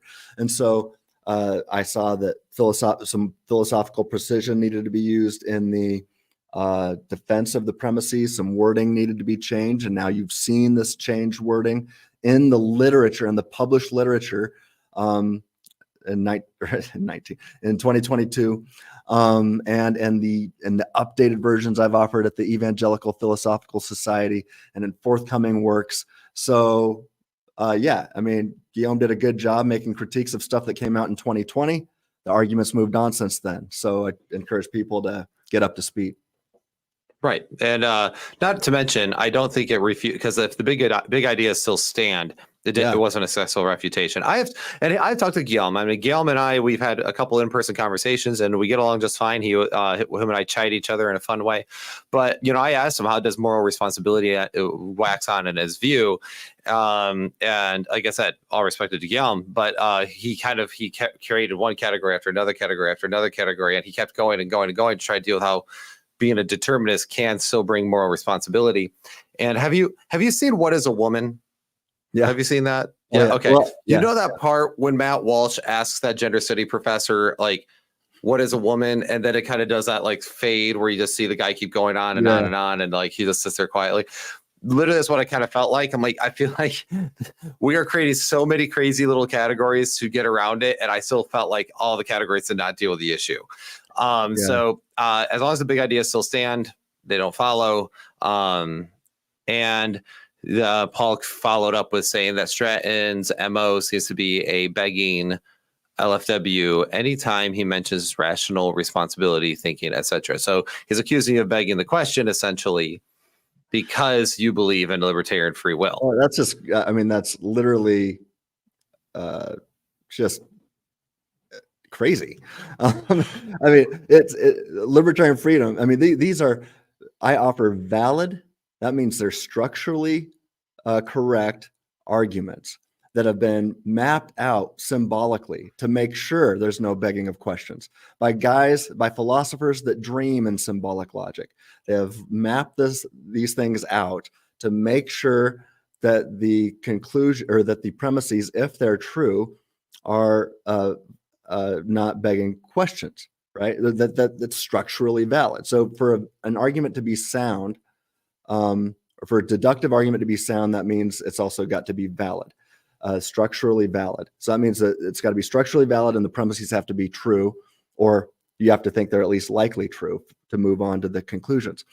And there's no begging of questions. And there's been a lot of pop level people on Facebook complaining about this, and then we'll see actual PhD philosophers come on. No, that's not begging the question. No, that's not begging the question. And the pop level folks are like, yes, it is. Yes, it is. And like, I mean, really, it comes to the point where how can you reason with somebody when you show them that you're not begging the question? It is a deductive conclusion. I mean, man, let's go through. Let's go through it here. I mean, so many to pick from. Let's do the last one that I did with Alex Malpass. 1, if naturalistic determinism is true, then human beings lack libertarian freedom. All right, that's true by definition. Okay, no question begging going on. 2, if human beings lack libertarian freedom, then their rational processes are unreliable to attain truth about metaphysical matters. Why is that the case? Because if you're not a libertarian free thinking, that means by definition that something or someone else is determining the entirety of your mental activity. What is that? Well, for the atheist, it's mindless stuff that knows nothing about metaphysics. For the divine determinist, that's a supernatural being who determines all of his own followers to get theological matters wrong. So that means if human beings lack libertarian freedom, so I just said, I started out number 1, if naturalistic determinism is, let's just take that out. Let's just say 1, if determinism is true, naturalistic or divine, then human beings lack libertarian freedom. 2, if human beings lack libertarian freedom, then their rational processes are unreliable to attain truth about metaphysical matters. Why? Because they're determined by mindless or deceptive stuff.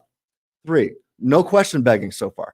3, human beings' rational processes are reliable to attain truth about metaphysical matters, right? That's why metaphysicians and theologians exist, right? Because we can do that. And to argue against it assumes that you've just done it in the negative.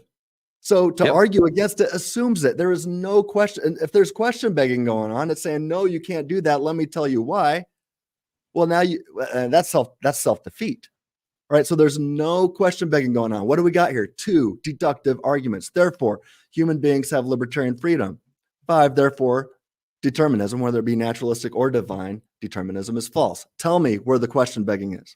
I'm tired of non-academics.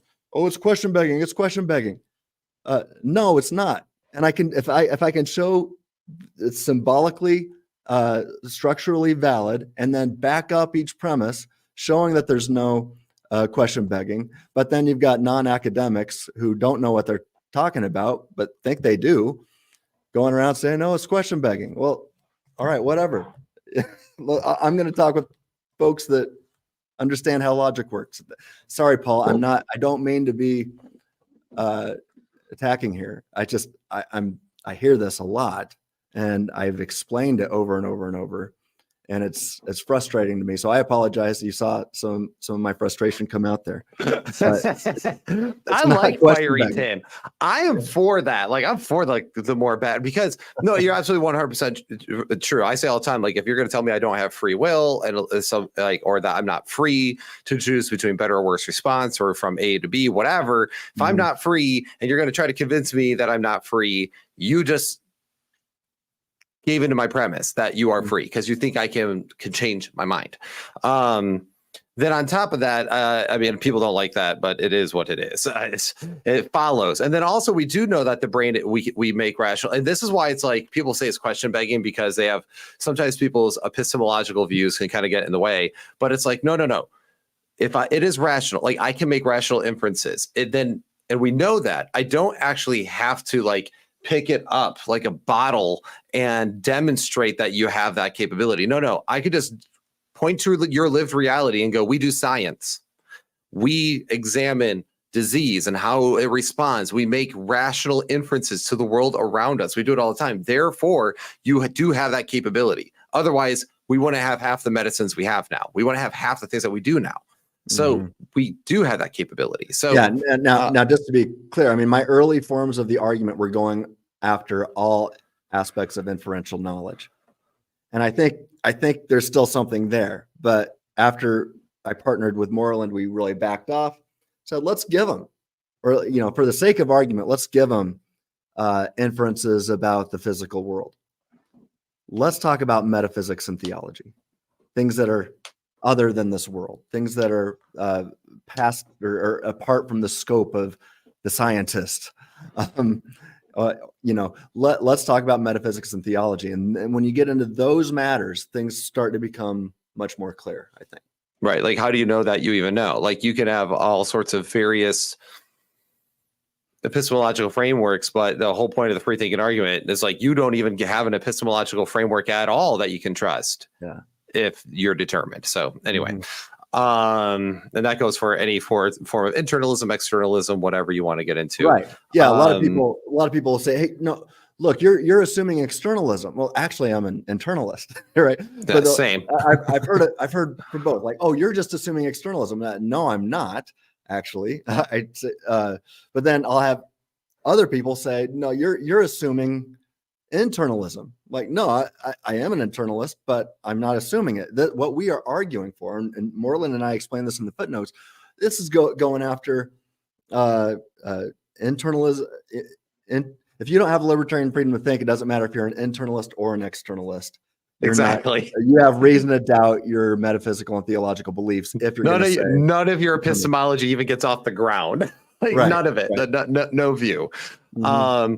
The Hudson TD777 asks, question, have you read the book Blame It on the Brain by Edward Welch? No, but I've read, I would recommend a book called You Are Not Your Brain by Jeffrey Schwartz. I haven't read that one yet. I've heard it's good. Yeah. He was actually on the list of a possible contributor to the thing I'm working on right now, but it didn't work out.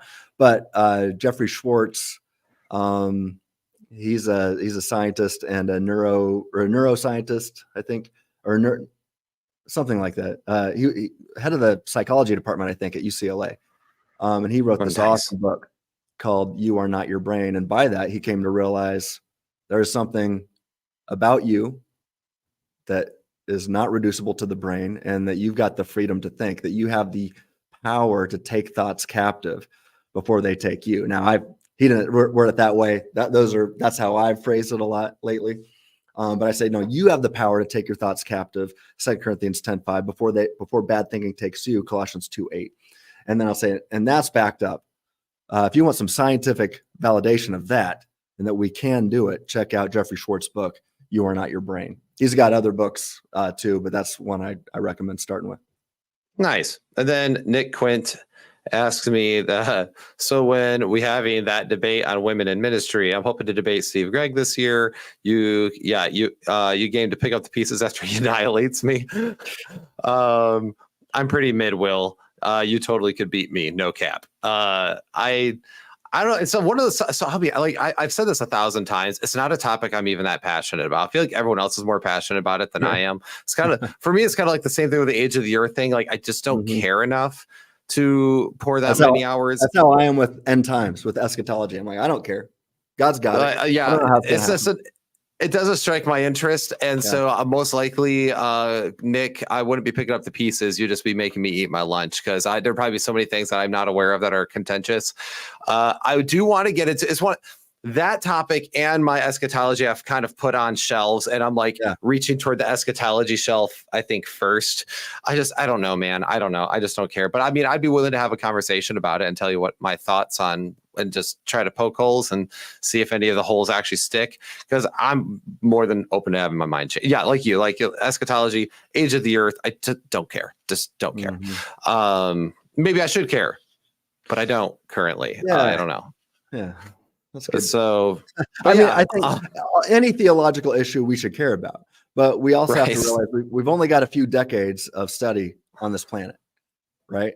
And so I think, and I have studied I think everything that should fall under the fall under the category of an important theological issue. Have I studied it enough? Have I studied each thing of these enough? No. I've studied each one probably enough to have an opinion that I am not going to hold with a tight grip. I'm willing to consider possible defeaters to it, right? Now there's some things that I've laser focused on for years, right? And that's where I'm going to need really powerful defeaters to change my mind. Right. And I'm still looking for those defeaters. So, anyway, you can't study everything. There's only one Dr. Craig who can be an expert on everything, and everybody else, we got to do our best. But yeah, I think we should. I mean, one of the marks of a Christian is one who seeks knowledge. And in 2 Peter, I believe, that's part of it. Somebody who seeks knowledge. You also need to seek to be more loving and show brotherly affection and things like that. And if you're missing any of these key aspects, red flags are raised. Like. Either you're in sin or you're not. I mean, you need to ask yourself, if a Christian does this and I'm not doing these things, then okay, I need to ask myself some serious questions here. But knowledge is one of them. And so I want true theological beliefs across the board. So I'm going to do my best to get there, but man, I got to tackle one thing at a time. And I have a lot of friends that are helpful for me. And like you said, that when there's a Christian, like a Christian does this thing, but I'm not doing it, you have to recognize immaturity. Like I'm not mature in this area. And people might think this is kind of funny. I've been in pastoral ministry for about 10 years and I suck at prayer life. I'll tell anybody, I will read the Bible cover to cover. I will do all the devotionals. I will go to all the Bible studies. I'll do all the discipleship groups, but I suck in my prayer life. I know this. So what I did this year, as I was like, I'm gonna do some changes. So I actually got myself a prayer rope, like they use in the Eastern Church, and I keep it in my pocket, and it just reminds me whenever I touch it, I'm like, I should pray for somebody right now, and it has actually been a big benefit. But it's like taking an extra step for myself. I know a lot of Christians that are just like, well, I just don't read. I'm like, well, you should be trying to love God with your mind. And just like I need to be loving him through prayer. Audible. At least listen to Audible. Right. Just doing something. Shut up, Nick. Nick's over here. I've been in pastoral ministry for 10 years. That's because you look like you're 67 years old. Shut up, Nick. All right. These are my friends. These are my friends. Can you imagine my enemies? All that to say, as I really do think the free thinking argument is very coherent, I am on the side of that. I think it is very true. I think if we can't even believe in our faculties in general, if we're not free thinkers, our epistemology doesn't even get off the ground. As much as I love David Paulman, I think he was incorrect in his assessment. Doesn't mean that he's not my friend, but I just don't agree with him here. But also I think that the cannibalism needs to stop in the apologetics community, and people need to start appreciating other people's work. I mean, I feel like people always want me to pick a side with certain people, and sometimes I'm like, well, sometimes somebody's just picking a fight to pick a fight, and like I get why they're picking the fight, but I get your point, but I think the entire approach has been incorrect. And like I said, there's people I highly respect in apologetics that have war with other groups. And I don't know, I guess because of the way I got in, I saw a lot of value in what everyone was arguing about, and started kind of having a more well-rounded view. And I've used slightly different arguments depending who I'm talking to, because my goal is like the kingdom overall. My goal is evangelism through my work. And my goal isn't just that everyone has to agree with my exact way of handling everything. I have very strong opinions on certain topics, but it doesn't mean I require you to agree with me for me to see value in you or your work. You know what I'm saying? Hope that makes sense. Yeah. So I just started looking at the comments here. Click on that one from Jordan Thornburg. Jordan Thornburg, which one? This one? Yeah. So another young man that I would, So another young apologist here, and I started reading. He wrote like a 300-page glorified blog, and I started reading through that. And as somebody who grades for one of my jobs at Trinity, I've even explained, I've told this to him, I couldn't believe how many red marks I was making. I printed off everything that he wrote. There's just so many misunderstandings and mistakes. And you can find countless, not countless, but a whole lot of videos on my YouTube channel where I've interacted with some of the things you've said, articles on my website devoted to some of the things you've said. So yes, I've seen his stuff. I've interacted a ton with him. He's a guy that will object to almost anything I say. At one point I even invited him to, cause I was trying to make a friend. He's one of these young apologists that just he does attack me. He says he doesn't attack my character, and I've seen him attack my character. But I was trying to make a friend with him, and I thought, okay, here's this guy that's really loud on Facebook. I'm going to invite him to interact with me, and because I knew that he would just object to almost everything I was saying when I was working through and I told him, I said, nobody's going to be a better objector than you. I didn't say his objections would be good, but I was like, nobody will be a better at objecting. And he turned it down. And I just wanted to hopefully make a friend. And then as he was raising objections, I could show him why they weren't objections. And anyway, it's I've seen him, and just check out everything on my YouTube channel and my website, Freethink Inc. That's freethinkinc.org, and the Freethinking Ministries YouTube channel. And then finally, Amber Morone said, maybe, I hope it's Morone. It's dangerously close to like spelled as like, well, I want to be like, is it Morone, Moron? And I'm like, moron sounds wrong, so I don't want to say that. So Amber, we'll go with a safe bet. Amber said, maybe we should have some female scholars in this conversation, fellas. We live it in a way y'all have no idea. I'm more than welcome to, email me at thechurchsplit@gmail.com. Let us know. I'm willing to have most anyone on. Who you are, what your area of study is. We'll have a conversation about it. If you have published work, we can talk about that. I'm all about exposing more people, giving other people like other things known. And also, Sean at Kingdom in Context said, your prayer rope is literally the point of God instructing us to wear a seat from Numbers 15. That is also true. I actually forgot about that, but I got a prayer rope because it's easier. But anyway, so with that said, Tim, do you have any final thoughts before we close up shop here? I've said it already today. If you want to get into this game, it's all about disagreeing with each other, right? It's arguing, and there's a right way to argue and a wrong way. I think the young apologists have a lot to learn about. They're smart. You'll never see me say they're not smart. They're uneducated. In fact, I will say they have probably very high IQs, probably higher than mine. And I'll never say you can't learn from somebody that doesn't have letters behind their name. I think my dad is the smartest guy I know, and he's got no degrees. Never, no bachelor degree, no master's, no PhD, nothing. But he knows so much about so many things. And I learned so much from him in this process. So I will never look down on somebody for not having a PhD. With that said,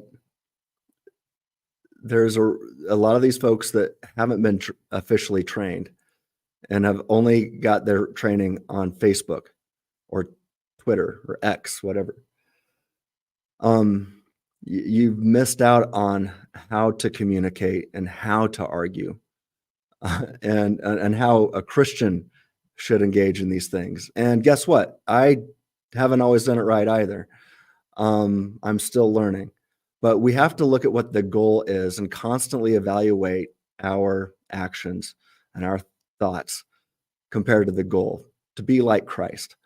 So I have never said that my arguments are off limits. They should be scrutinized. I invite people to scrutinize them because I care about truth.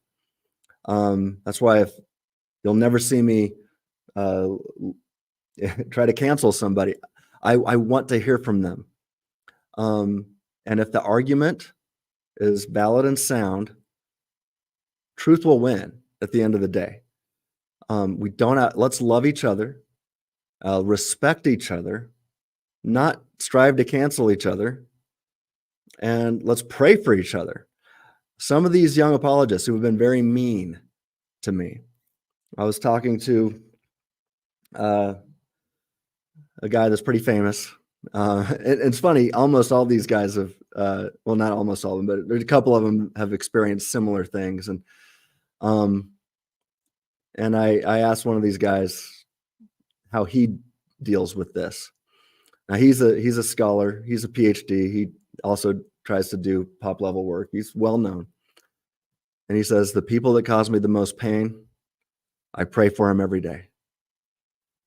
And that hit me hard. That was very hard for me to do, but I have prayed for these folks, and I'll be honest, I don't pray for them every day, like it was the advice given to me from this guy that he does. But that's just something that I'm going to say right now. I'm going to commit to every day. These guys. I had somebody ask me last week, talking about one of these young apologists that will remain nameless, but they asked me, do you just hate that guy? I said, no, by no means. I said, I love him, and I want the best for him, but he's hurt me tremendously. He's caused me a lot of pain, but I love him. And I'm going to just make a commitment right now on this show to pray for each of these guys every day. That's hard because I don't want to. My flesh doesn't want to, but I know it's the right thing to do. And I just want to encourage people to start praying for those, even for Christians or non-Christians, right? But definitely we got to pray for the Christians that are coming against us. And one more thing. I mean, I would say we have to be careful when we see other Christians trying to advance arguments for the sake of the gospel. Arguments, let's critique them. Critique the banana argument, right? It deserves to be critiqued, right? And critique my argument. Critique the kalam, critique the moral argument. But we also have to realize that there's a lot of people that are Christians today that what first got their attention was the moral argument, for example. And that's what, if they're going to point to one thing that really brought them to Christ, it was the moral argument. Mm-hmm. So look, feel free to critique it, fellow Christians, but I have literally, true stories, been reached out to by a couple times who their faith was rocked when fellow young apologists start talking about how the moral argument is so bad. They started feeling like things were crumbling around. And I worked with them first. I said, look, the moral argument is sound. These objections don't hold up. But even if they did, Christianity is still true. And it doesn't matter if you came here through that argument or not. But young apologists, recognize that when you do this, you could be really impacting the faith of somebody who I don't get to talk to. Just be careful. And really, I don't know of anybody that came to Christ through the banana argument. But you know, there's good arguments. There's arguments out there that there's probably arguments out there that are faulty that have brought people to Christ, but probably because the big idea was right, but the wording wasn't. So anyway, I could go on and on and on.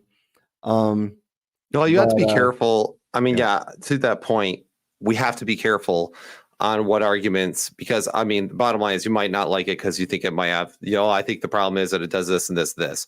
Doesn't mean it's not a sound argument. It doesn't mean you shouldn't use it. And we have to be careful on what arguments that we attack that are sound arguments that are very historical to the Christian faith, very historical to philosophy. Because sometimes if you're trying to undercut some of those things too, like it's like, okay, but then you better, I say this like in general, if you ever complain about something, you better have a solution as well.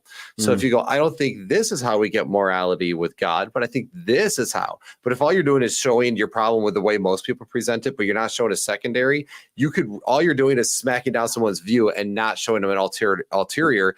Amen.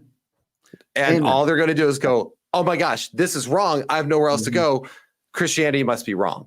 That's not the way to do it. You have to present, I think this view is wrong. Let me give you a better view. Yeah. Oh, cool. Well, now if I'm going to leave this, I know there's a safe place I can land. Right. That's what I've done with the moral argument. So I see some of the objections raised against the moral argument as it's been traditionally offered, as it originally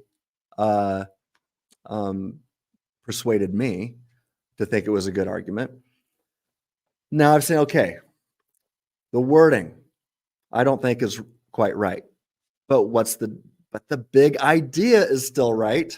Okay. Now let me offer some different wording. I can make it, I can reword this in such a way that it avoids the criticisms.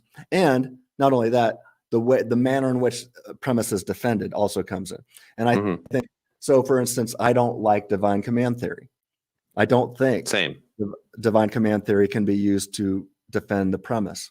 So I offer something else called purpose theory, or objective purpose theory, or even divine purpose theory. And I say that God's commands don't make it right necessarily, but it puts us in an epistemic position to know ultimate reality that we would otherwise not know without divine intervention. But anyway, there's just the big idea behind the moral argument is right. The wording can be picked on, can be, the nitpicking on the words, fine. I realize I could do that, or I could make the argument stronger. And I think I've made it stronger. I've run it by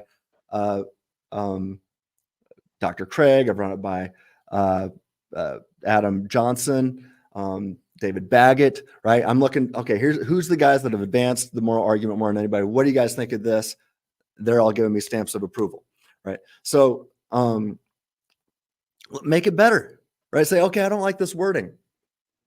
Here's what we can do. We can use these words to avoid that problem. And then I can defend the premise using this idea instead of this one, still related, but now we can see why it passes.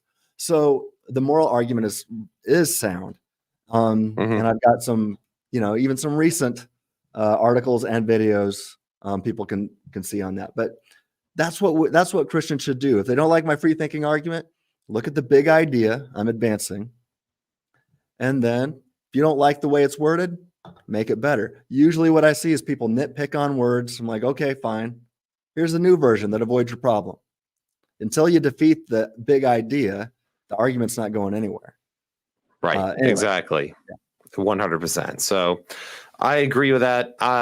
And that's exactly what we should be doing. Like everyone knows at this point, people who are regular to the channel know my atonement view is not in line with mainstream Protestantism, but I'm not a universalist, by the way. I'm a Christus Victor primarily kind of guy. And I'm like, but you know what, whenever I've critiqued like the mainstream views, I've always been like, but I think this is the better way to understand it. Always bring in a better way. Otherwise, all you're doing is destroying someone's world, and you're not fixing it. And you don't want to just be known as being a wrecking ball. So again, because we're in ministry and we want people in the kingdom. So anyhow, with that said, Dr. Stratton, I really appreciate you coming on. And guys, go check out Freethinking Ministries. I think it is very valuable. I think he's doing good work there. It's been great to see your channel grow and explode. And so you've been doing great work. And look out for the second edition of Mere Molinism. I'll be looking forward to that as you're breaking down more free will discussions in there. So with that said, don't forget to be a Patreon to our channel. And Tim, do you have anything to say before I roll my Patreon ad? The way I end all of my videos is stay reasonable. Isaiah 1:18. Right. And I always say, take care and God bless. So we got our taglines. Let's roll clip.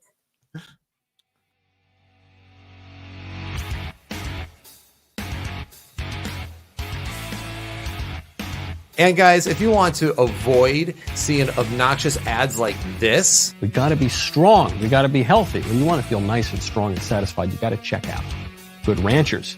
Right now, go to goodranchers.com. Use promo code Knowles. Or that. We also want to thank Free Life Soap, because I don't know about y'all, but I got a new shipment of soap Yes, in I did. here in Yes, Sabbatical, and it was great. Or this. Hi guys, my name is Will, and I'm here to tell you why you should be a student at Trinity College of the Bible and Theological Seminary. Or that. We'll get to that momentarily. First, I want to talk to you about Daily Wire's most trusted privacy partner and premier sponsor of this show, ExpressVPN. Are you aware that your browsing data is constantly being tracked and monitored? Please support us on Patreon. We do not want to annoy you filthy heretics with any sort of ads on this show. So when you're a Patreon subscriber, you also get access to our apologetics classes and other video content a whole month of things. You can support us on Patreon for as low as $1 a month.